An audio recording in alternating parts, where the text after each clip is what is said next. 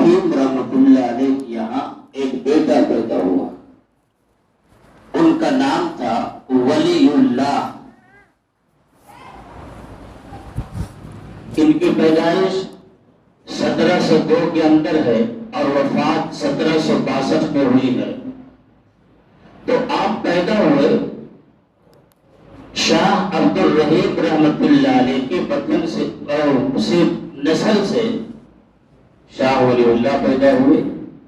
یہ وہ ہندوستان کے بڑے عالم ہیں جنہوں نے قرآن کا ترجمہ سب سے پہلے فارسی میں کیا ہے. سب سے پہلے قرآن کا ترجمہ فارسی میں کرنے والے سب سے پہلے شاہ ولی اللہ محدث دہلوی رحمۃ اللہ علیہ.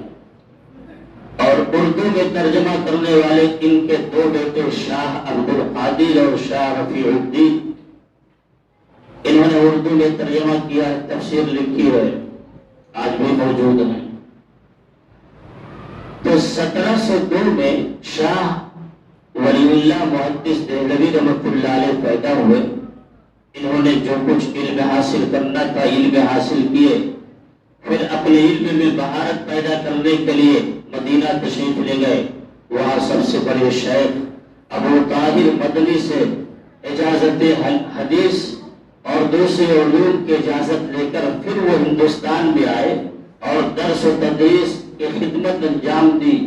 اس لیے علماء فرماتے ہیں کہ بھارت میں علم حدیث کا سب سے پہلا استاد اگر کوئی ہے تو وہ شاہ ولی اللہ محدث دہلوی رحمۃ اللہ علیہ.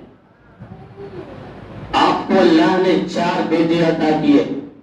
شاہ عبد العزیز رحمۃ اللہ علیہ, شاہ عبد القادر رحمۃ اللہ علیہ, شاہ عبد الغنی رحمۃ اللہ علیہ, شاہ رفیع الدین رحمۃ اللہ علیہ. یہ 4 بیٹے ہیں. شاہ ولی اللہ محدث دہلوی رحمۃ اللہ علیہ کی پیدائش 1702 میں ہے, وفات 1762 میں ہے.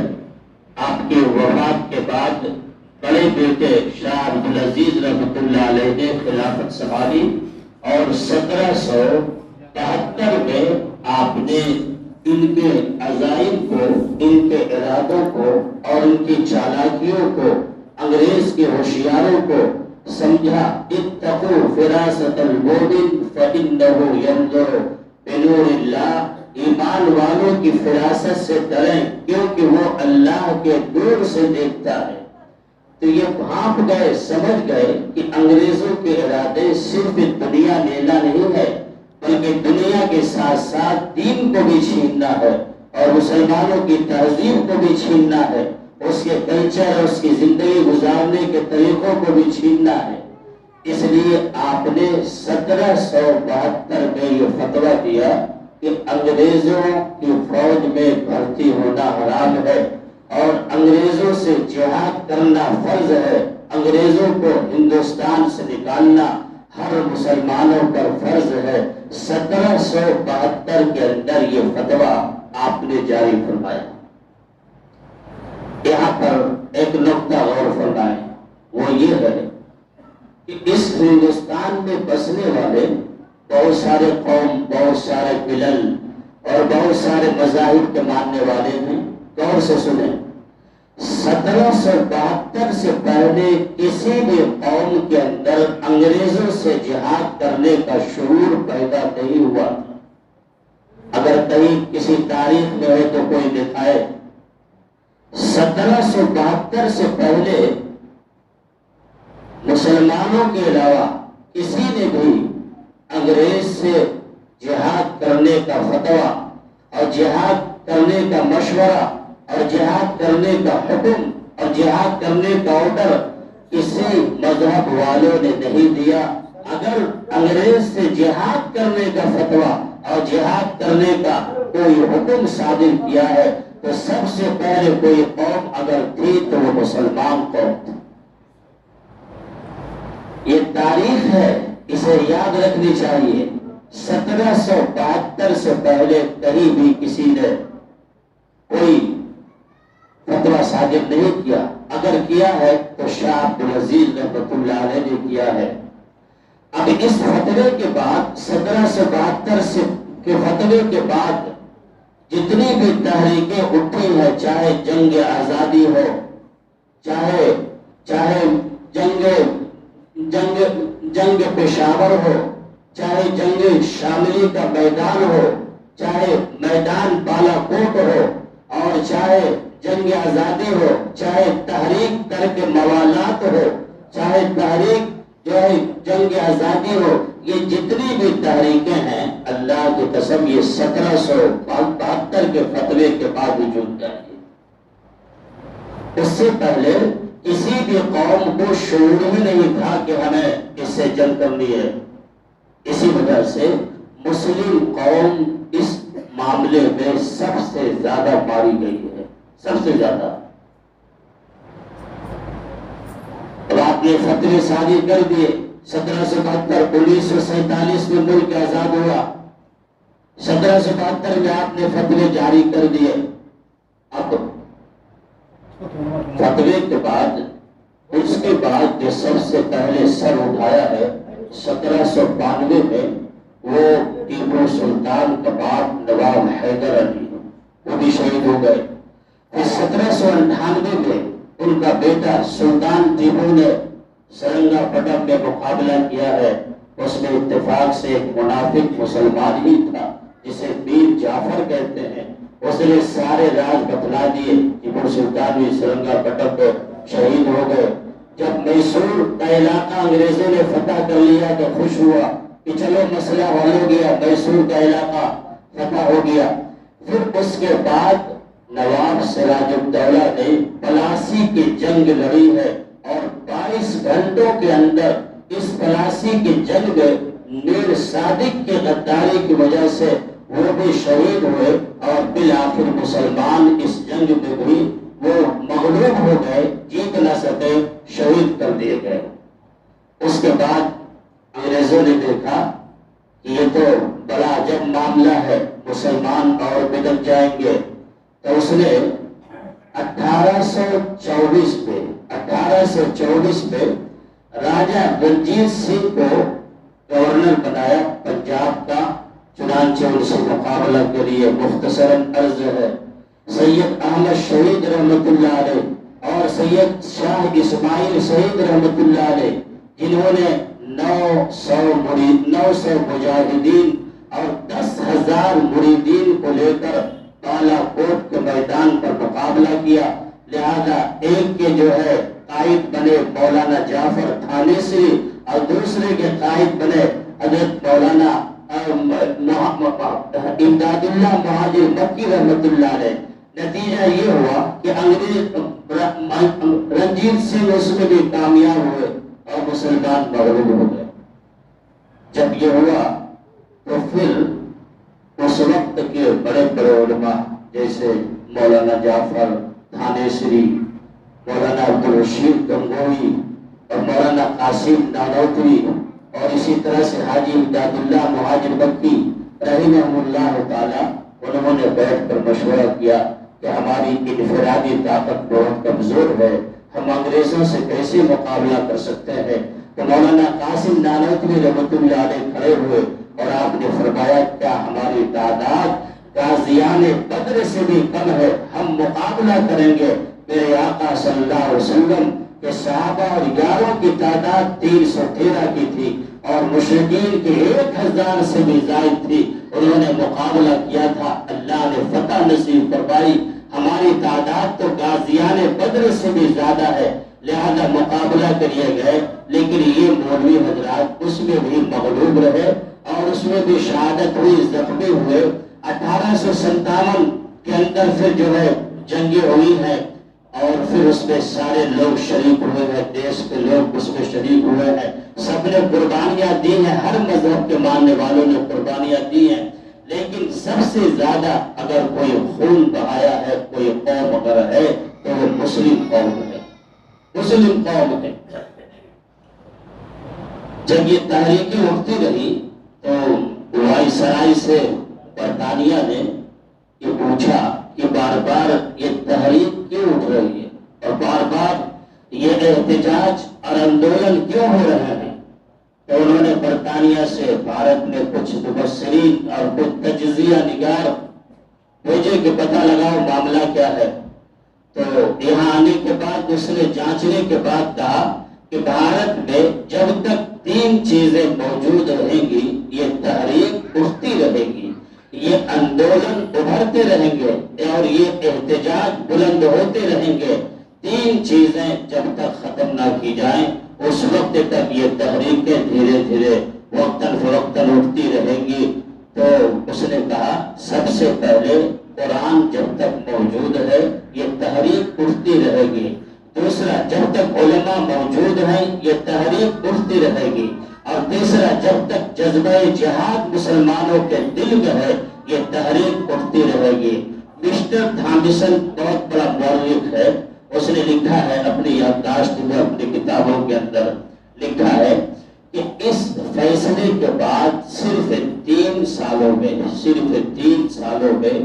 مسلمانوں کے 3 لاکھ قرآن کو نظر آتش کر دیا گیا۔ 3 لاکھ قرآن، 3 لاکھ قرآن کو جلا دیے گئے۔ ہم یہ پوچھتے ہیں دنیا والوں سے، تم نے 3 لاکھ قرآن جلا دی ہیں، تم دنیا کے سارے قرآن کو جلا دو اور اسے دریا برد کر دو، نظر آتش کر دو، لیکن جو قرآن سینے میں اتر گیا ہے رب کعبہ کی قسم وہ قرآن کبھی ختم نہیں ہو سکتا۔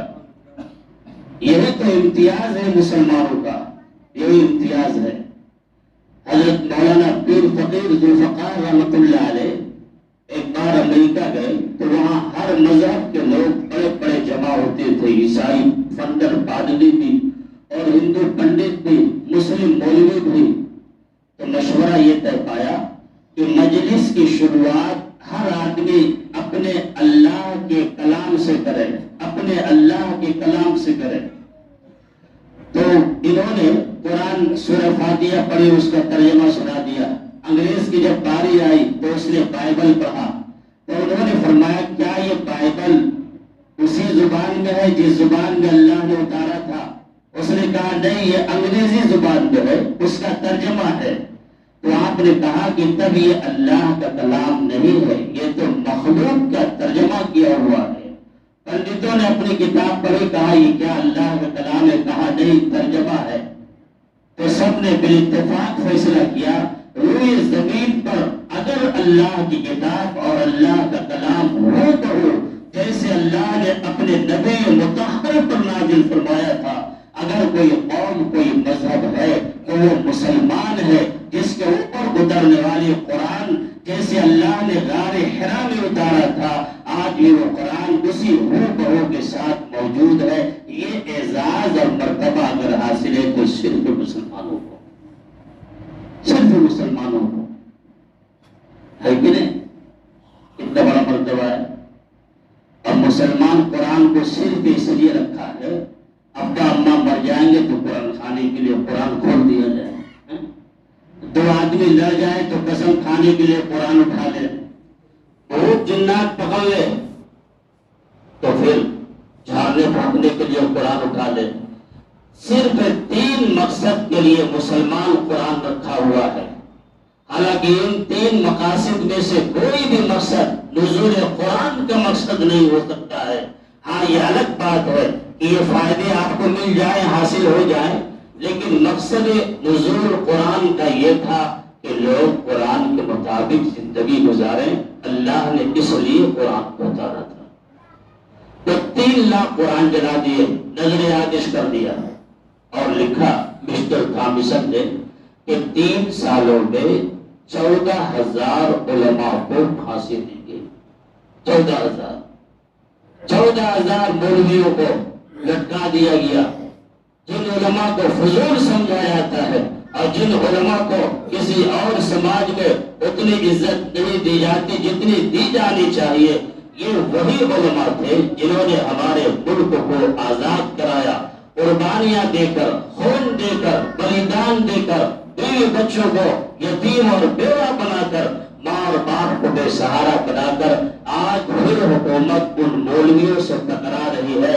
اللہ کی قسم جیسے انگریز کو ان مولویوں نے بھاگنے پر مجبور کیا ہے، موجودہ حکومت کو بھی انشاءاللہ بھاگنے پر یہ مولوی موجود کریں گے انشاءاللہ۔ 14,000 मौलवियों को लटका दिया। जामा मस्जिद के गए, फांसी के फंदे लटकाए गए, बाजारों में फांसी के फंदे लटकाए गए, चौक चौराहों पर फांसी के फंदे लटकाए गए। आगे लिखता है कि दिल्ली से पेशावर तक जाने वाली जरनैली सड़क के दोनों किनारों पर कोई भी बड़ा दरख्त ऐसा नहीं था जिस दरख्त पर उलमा की लाशें लटक रही हो। फिर आगे लिखा है कि दिल्ली में जब एक कैंप के पास बैठे हुए थे तो हमने देखा कि वो महक आ रही है, इंसानों की गोश्त जलने की महक आ रही है। जब हम वहां से उठे कुछ दूर गए तो देखा कि अंगारे जल रहे हैं, सुलग रहे हैं, और 40-40 उलमा को पकड़कर गैर जरूरी कपड़े उतार कर उनसे कहा जा रहा है कि तुम हमें साथ देने का वादा करो, अगर नहीं साथ दोगे तो हम तुम्हें इस अंगारे पर लिटा देंगे। उन्होंने बैक जुबान कहा हम तुम्हारा साथ नहीं देंगे। 40 मौलवियों को अंगारे पर लिटा दिया गया। फिर दूसरे 40 को पकड़ा गया तो वो इंसानी गोश्त की जलने की बदबू थी जो मिस्टर थॉमसन अपने सर के दो नाकों से सूंघ रहा था। वो आने के बाद लिखता है कि इतने जुल्म और मजालिम किए गए तो उसे बयान नहीं किया जा सकता है।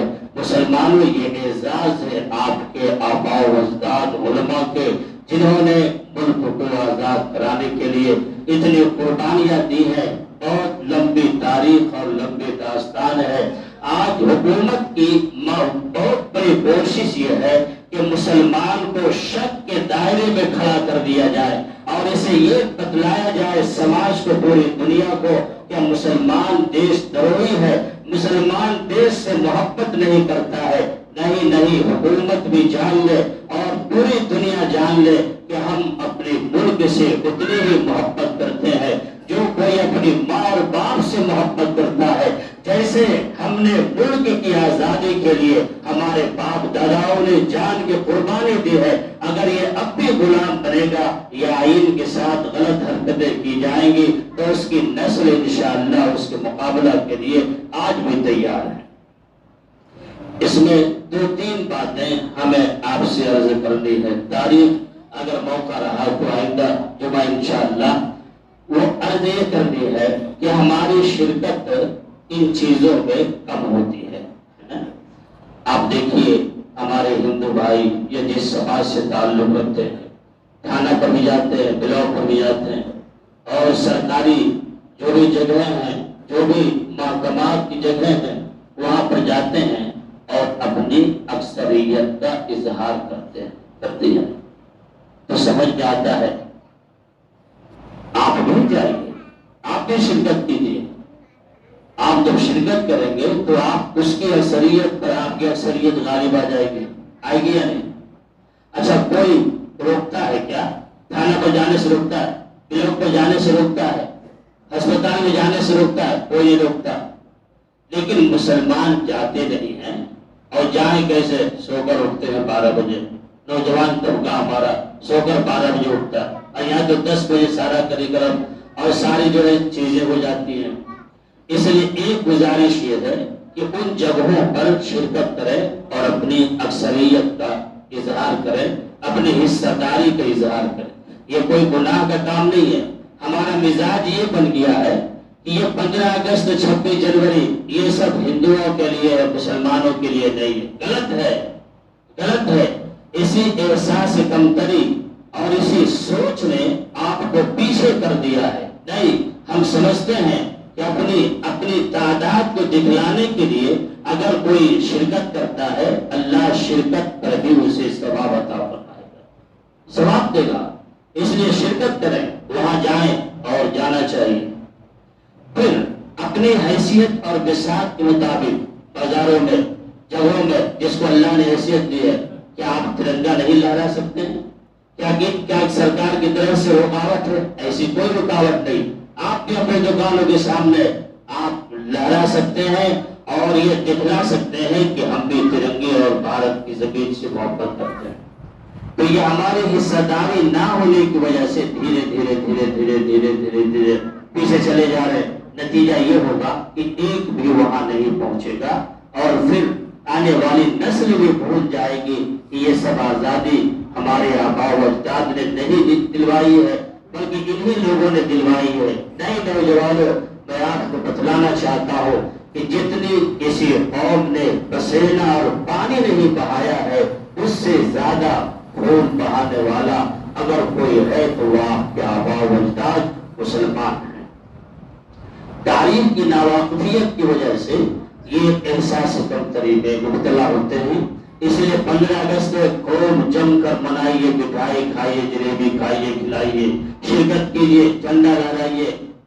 انشاءاللہ اگر نیت صاف ہوگی اللہ اس پر ثواب عطا فرمائے۔ اس لیے شرکت ہونی چاہیے، حصہ داری ہونی چاہیے۔ اللہ ہمیں بھی آپ کو بھی عمل کی توفیق عطا فرمائے۔